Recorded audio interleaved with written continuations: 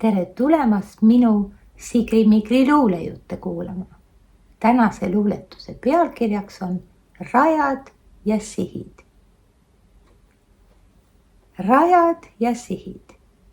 Nii see kordub aastasadu. Inimlaps käib teiste radu. Teiste jälgede järgi. Kartus eksida sihte ei märgi.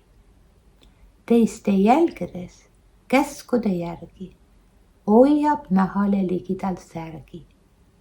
Suurmeeste sõnad keelel, kartlike tegude meelel.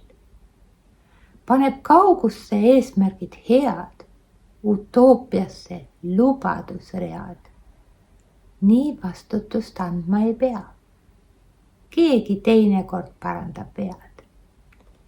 Kogend vibulaskjana näed, sõge tegevus väsitab käed, ulme unistus mõtteväed, teelt kõrvale eksides lähed.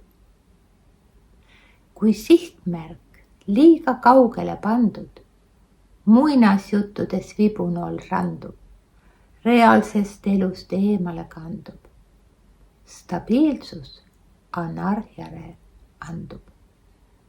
Aga kui sihid kauguse asemel kõrgusse sead, pea vibujõu tugevust, paindumust tead, jääb ausaks su eesmärk, selgeks su pea. Reaalsust tajudes püüdluste tulemus hea.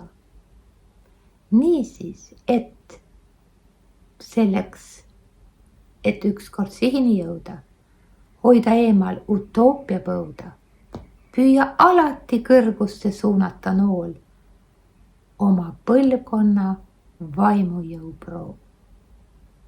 Tänan kuulamast, kohtumiseni!